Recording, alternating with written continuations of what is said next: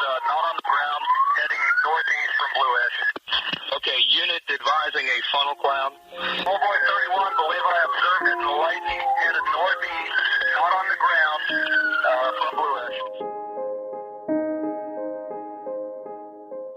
73 emergency. Engine 73, go ahead. Confirming also, appears we've had a tornado come through here. We have several cars overturned. Would you hit a recall for our department, please?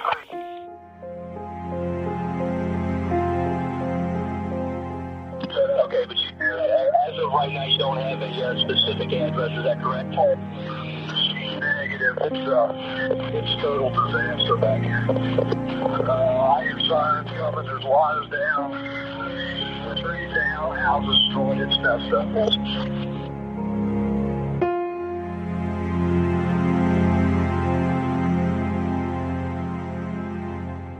This is going to be Valley Stream, on Valley Stream at Cornell. I got apparently people that are trapped in the homes and injured laying about in the yard. I'm trying to get there now.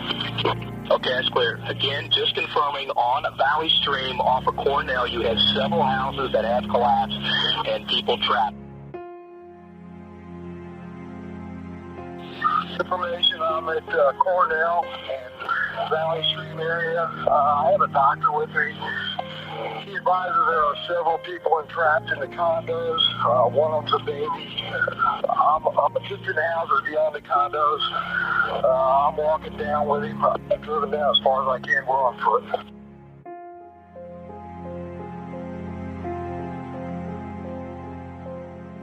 Abraham Lincoln said that next to creating a life, the finest thing a man can do is save one.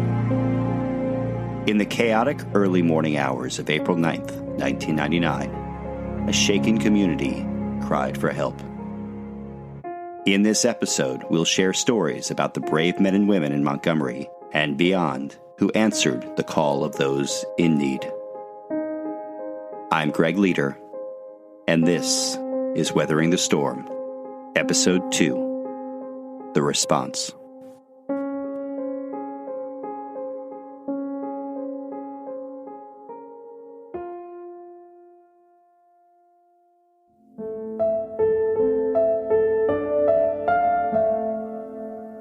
My wife will always tell you that whenever bad weather happens, firemen leave and their family has to fend for their own. So made sure they were in the basement and everything was good because you could tell that something was going on. That's Paul Wright.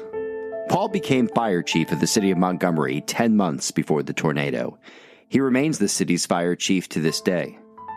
And I marked up on the radio, and Tom Wolf was the lieutenant on charge, and he got on right away and said, he told me, probably the roads are blocked because we've had some type of a tornado event. I'm going to take you back in time because 1999, not a whole lot of people had cell phones. That's Tom Wolf. And when the tornado came through, it knocked everything out. So people could not make phone calls from their house. The reason why we got called out on the expressway first is because some people did have some phones in cars. 911 emergency dispatcher Giblin. I'm on eastbound 275, looking at the northbound ramp 71. Something's blown through here. We got semi inside. We got cars flipped over in the ditch. There's a guy they said looks like he's trapped under a pickup truck. We got so far out on the expressway, and then we had to stop because there were power lines down across the expressway. We had gotten to the accident that we were dispatched to, but traffic was at a complete standstill. So we had a pickup truck that had flipped, and we got out and we could see that we had one fatality in the truck. The problem was we couldn't see if there was anybody else in the truck because it was upside down. And I knew we weren't going to be able to get a whole lot of equipment out there on the expressway because everything was at a standstill. So there was a couple of guys that drove trucks that were there, and they were standing around, pretty big boys. And I said, look, I need some guys with some strong backs and a strong stomach because we got to flip this truck over by hand. We know there's already one person dead in the truck. So about 3 of these guys came, helped my crew. We only had 4 on at the time on our crew. And we were able to flip the truck upright. And then we saw that was the only person in that truck. So then I sent the other 3 guys, out to the fields where we could see all these cars that were turned over and laying in the field behind Sycamore High School. So they started to go that way to check that out. And now I'm getting a lot more calls now. I'm starting to hear other departments get dispatched, and I'm actually sitting in the cab of the fire truck, and I had a piece of paper, and I'm starting to write down all these calls that we had. Chief Wright, he came on the air, and he lives in the same neighborhood that I do. And he said, number one, everything's fine at our house, knowing I was a little concerned because the tornado was going that way. And I said, great. And I said to him, I said, don't even come to the scene. I said, you need to go to the station and get the Emergency Operations Center up. So I get to the station, and at that time, the communication center is calling our station for additional runs. And I start just logging all the different details, house collapsed, house on fire, gas leak, house with a baby trapped inside. And I'm sitting there thinking, I don't know how we're going to handle all this. However, this is the hand we're dealt. I knew Tom was in that area with his crew. And so I just logged all those. I asked for an additional 10 ambulances and 10 fire trucks to respond. At that time, we did not have computer-aided dispatching, which automatically selects available units. You have to tell the comm center who you want. And it occurred to me that Blue Ash is not going to be available, Sycamore, Sims, who we normally use on a day-to-day basis. So I had to think who's out further and probably didn't get affected by the storm. So I started to pull those departments in. The other thing that was going on in the county at the time was we were just forming the Urban Search and Rescue Team, which is USAR team. Tom Wolf and I were members of that team. However, they were about a month from really being deployable. They had their training, they had their people up. They ran all their equipment out of a budget rental truck. I went ahead and had them dispatched, and it worked because they came out. Remember Jill Cole from episode 1? To her and her family, the responders helped bring some order to the chaos of that morning. There were people just kind of wandering around, oh my gosh, what has happened? And we started to see rescue people coming in, and the urban search and rescue teams, my understanding is there were people that came in from all over the tri-state region. As we were waiting there to kind of figure out what needed to happen, we had several people come and ask us, where did we live? Did everyone get out okay? And, we saw different, from Indiana, Kentucky, everywhere, people driving by. And one of the confusing things was all the street signs were blown down. So all these people were coming into the area to try to help. It was kind of difficult to have a way to tell everyone where to go. So once we had talked with the search and rescue people, they told us that there was facility up at the high school, that they had transportation. The Red Cross shelter was the junior high, but if we walked up to the high school, they would take us on a bus over to the junior high. And it was the oddest feeling as we're walking down this, Cornell Road with our dog. We realized that we really had literally nothing. We didn't have our wallet. We didn't have credit cards. Your whole identity, your home and your family. It's just, we were there really with the clothes on our back. And it was a very, I don't know, I guess I just kept feeling it was going to work out. But at that moment, you have no idea how it's going to work out. So my husband decided that I would take the children and get on the bus and go to the junior high, and he would go back up to the house and try to get our wallet or credit card, something so that we could, we knew we needed to get a hotel and rent a car and all those kinds of things. We're sitting on the curb out in front of the high school, and by then the sun is out. It's a nice morning. You're like, oh my goodness, what just happened? And the staff inside had made hot chocolate and coffee. And I just thought, oh my gosh, when you're at that moment, when you're so overwhelmed, those small things are so meaningful. And not that anybody could eat or drink anything, but it was just very comforting to know that there were people that had a plan to make this all go okay. So we got on the bus to get over to the junior high, and it was just really quite surreal to get off this bus. We've got the dog and the kids, and that's it. But the Red Cross facility was really well set up. They had already, organized some food and drinks for people. They had social workers there. They were there to help the children, process what happened. So they had big sheets of paper and markers, and the kids, drew pictures about what happened to them. And, it was interesting because the therapist really identified at that moment that one of my kids was probably more greatly impacted by the trauma of it than the others. And, I still have those pictures. I have this box of memorabilia that I always think I need to do something with. It's a little bit hard still.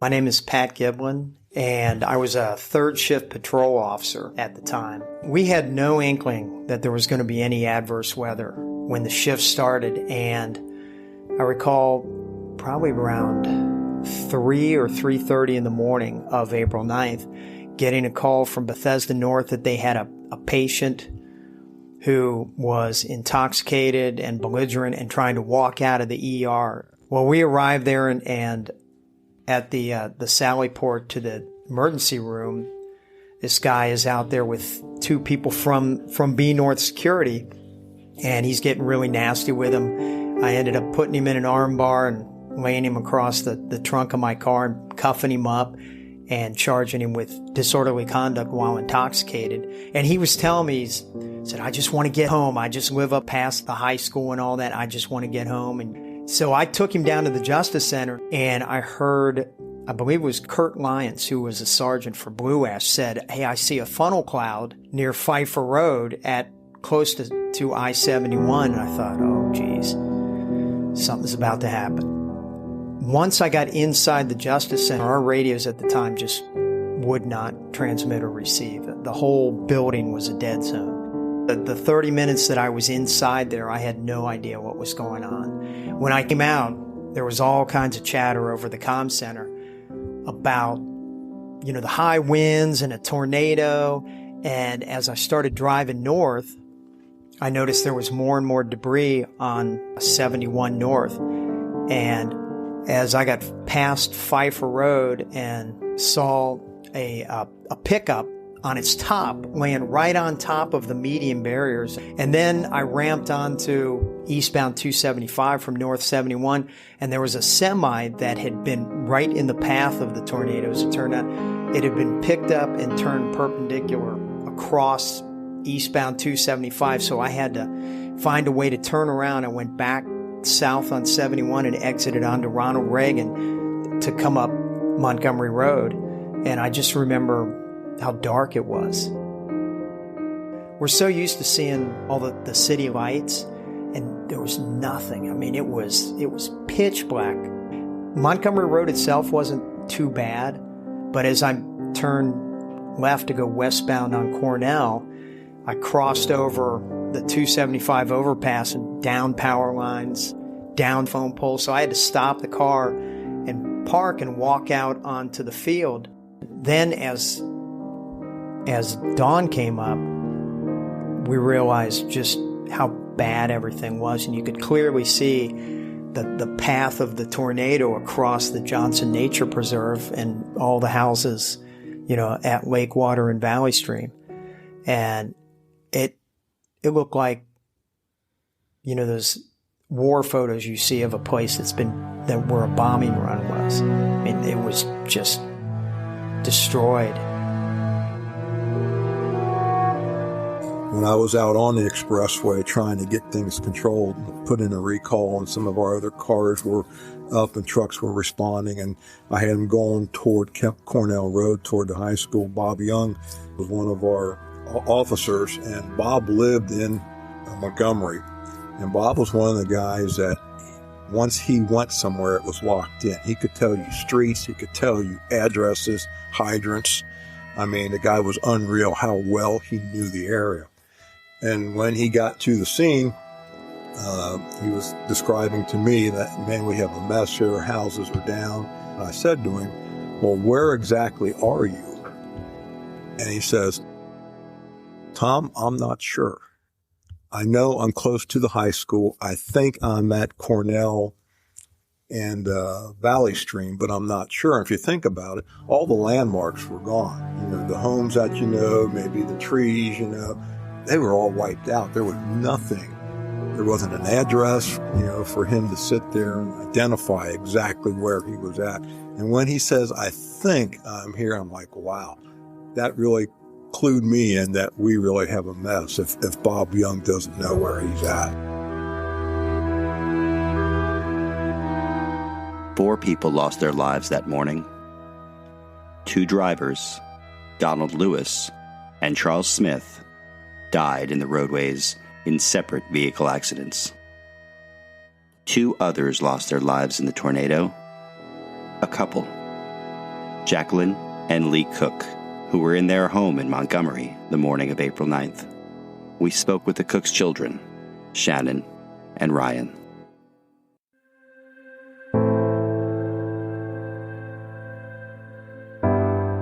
My friend Rob Calvert was producing the morning show at WEBN.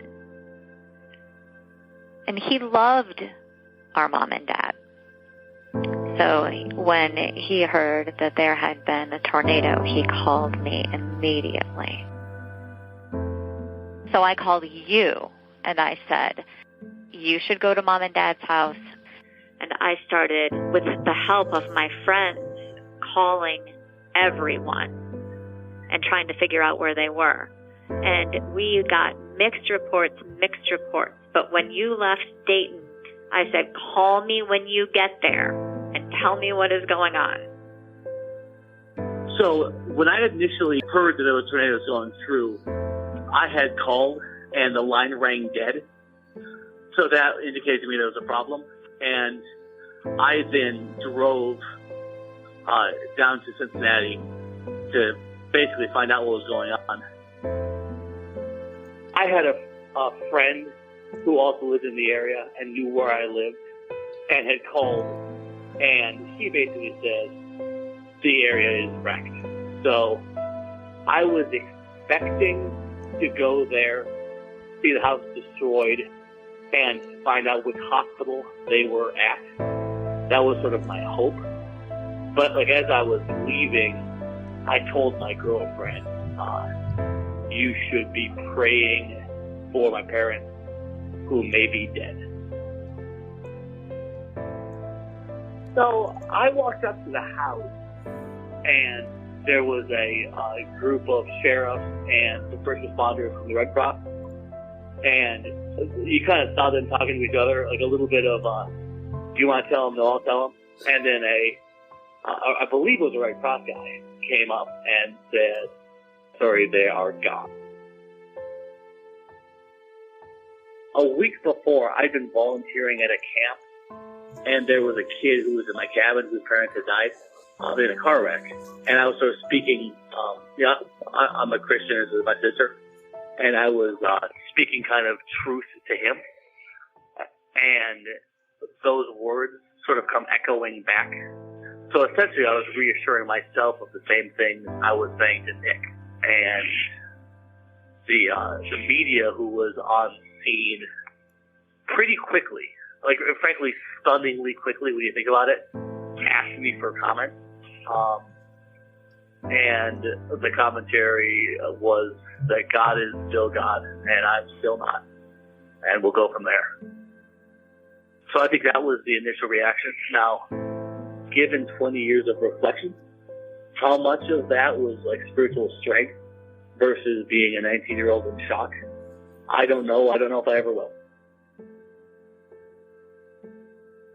So then, after I found out there was an ambulance out front, and then they basically brought me in, and they had, and then from there I called, and that was not fun. I'm so sorry that you had to tell me that, Ryan. I really wish that it didn't have to be you, because I had to tell Grandma and Grandpa, and that was awful. Yeah, that would have been worse. I mean, it's something. No. It's all bad. I can't imagine, from my grandmother's perspective, I can't imagine, as a parent now, getting that phone call, I can't imagine. The thing that's so surprising is how reliable the brain is to create denial. I just couldn't believe it. I just thought, no way. Who said? Have you seen them?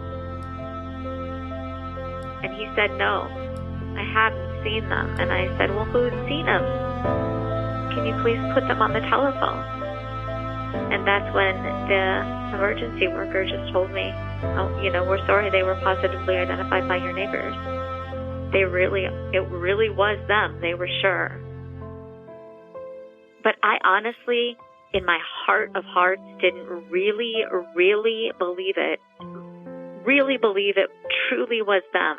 And for sure they were dead until they took my mom's rings and put them on the table at the funeral home. Which, by the way, the people from Tush Schindemeier Funeral Home could not have been more generous in the way that they handled my parents.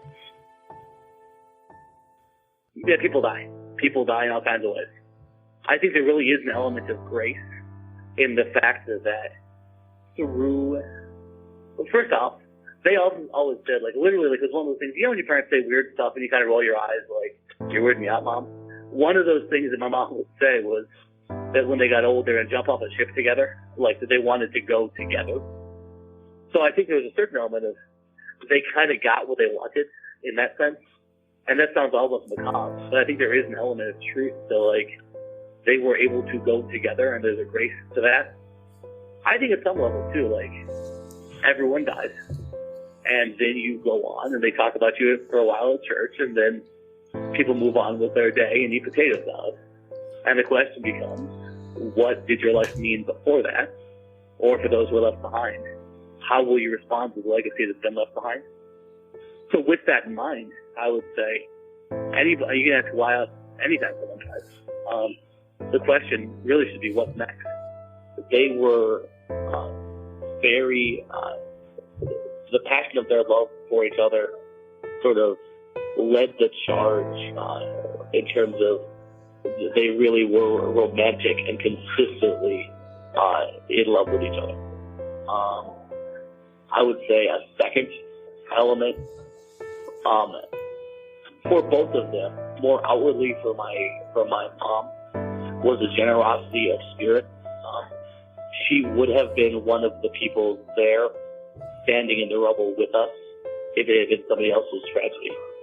And then I think the third hallmark, I would say, of sort of watching them was they lived life deliciously, by which I mean that, the things they were passionate for, they were very passionate about, whether that be service in their church or service in the community or Packers football or, cooking. And please add color or correction to that. I mean, I think you absolutely got it right, Rye. It's interesting, I think, as a parent now, you tend to reflect and go, what's the best and what's the best of them that I can celebrate, and frankly, what's the worst of them that I can defend and just put around with my life as a parent. But it's fun to talk about them in this context because it's fun to celebrate the best of what they were, and the best of what they were was beautiful. I don't know, Ryan. I'm sure I've shown this to you. If not, I'll have to. It's a journal entry from when Mom and Dad went on their anniversary trip to Ireland. Do you remember this? She was getting ready to get on the airplane, and she was talking about her coffee. And do you remember this, Ryan? No. Okay, it's very basic, but the flyover of journal entry number 1 is basically, wow, we had a great morning. We just had coffee. We're off. This is going to be so fantastic. I hope the children will take great care of each other. And I found it in the debris, just crumpled up and covered with dirt. And I just thought, this is interesting. She's basically saying, okay, we're flying off now. I hope these kids take care of each other. And I almost took it almost like a last wish. You know what I mean? And so I feel like she would, and is surely smiling down, because if that was what she hoped for, I feel like she's getting what she wished for.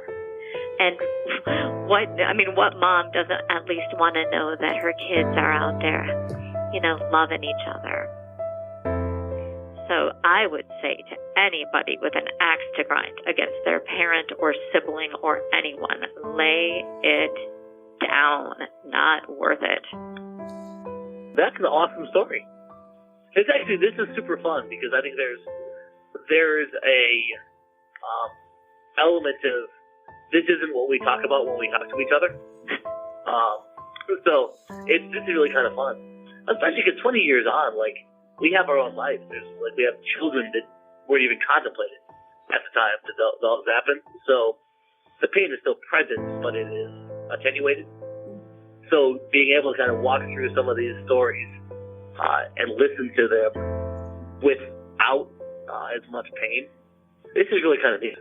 If you have the opportunity, as I know that you will, to speak with, and I know that you have, these amazing people, these disaster relief workers and community organizers, just, thank them for us.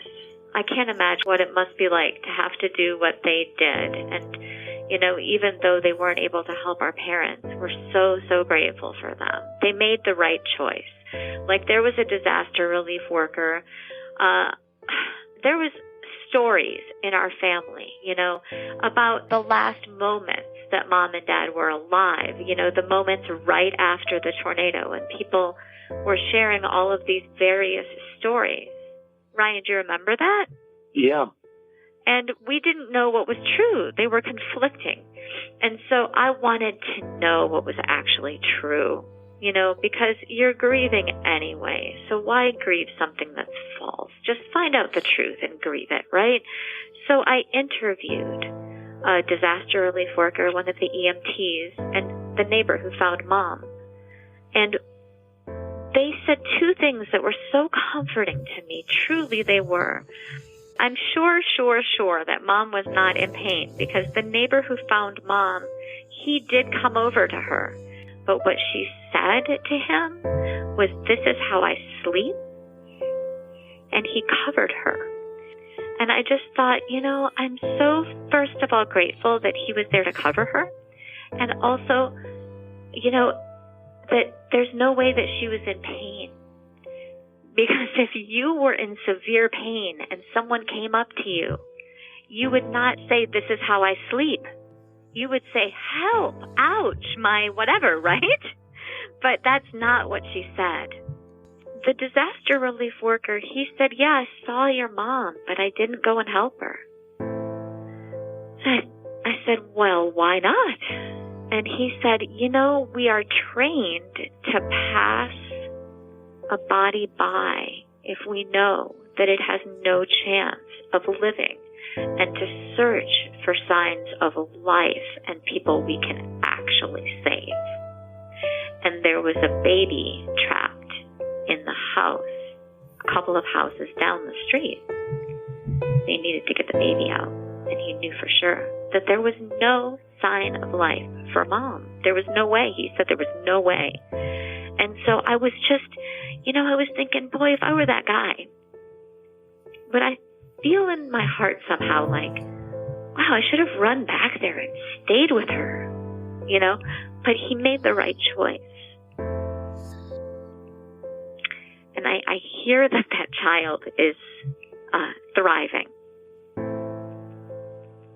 So that's wonderful.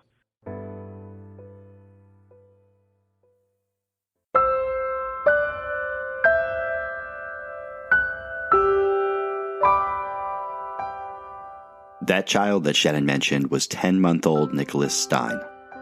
Nicholas's parents and older brother were thrown from their bedrooms onto the front and backyards of their home. But Nicholas was nowhere to be found.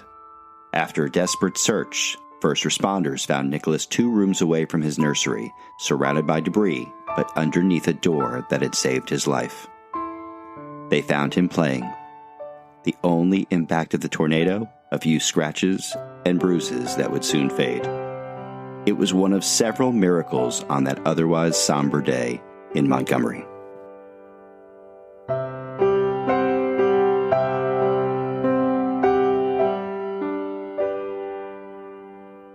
I want to introduce you to one other person, Cheryl Hilvert, who was Montgomery's city manager at the time of the tornado.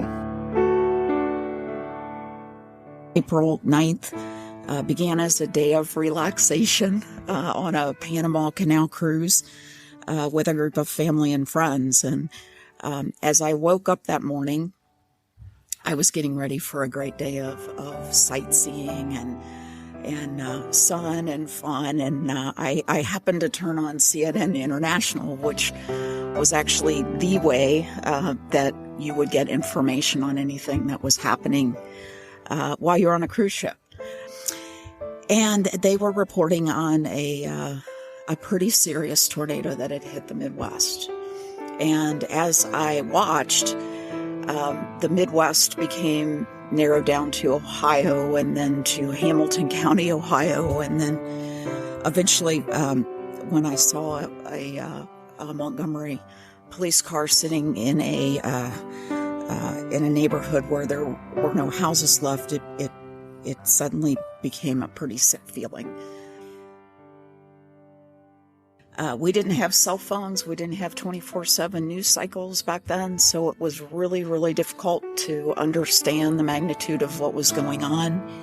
I spent about $400 in ship-to-shore phone calls and was really only able to make contact once with someone in the police department who you could tell was pretty much in shock over what had happened. And it became pretty apparent to me that I needed to be home.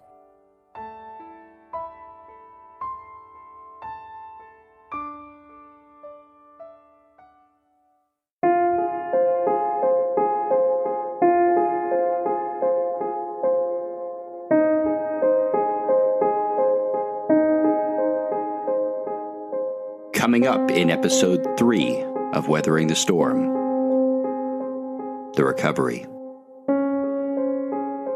Even though our home had been destroyed and imploded and, totaled, and we were going to have to go through this whole process of rebuilding, it was still our home, and everyone felt that way. And there was still a front door, even though the roof was missing. And yet we would come back, to help to start salvaging things or start doing whatever we were doing. And there would be media inside our home. It's like, okay, it's not a public building now just because we had a tornado. Literally, a man who had recently, just that day, come from jail to help clear this problem.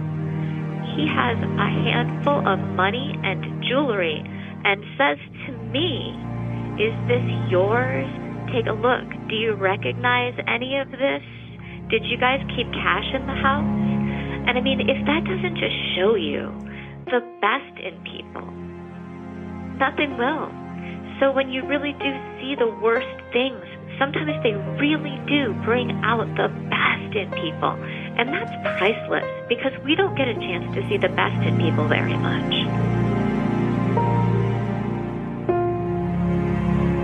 And pretty soon, it's almost like magical. It's like you rub the jar 3 times and your wish is granted. People started walking up the driveway with rakes and bags and gloves and chainsaws, and they never stopped. That's next time on Weathering the Storm.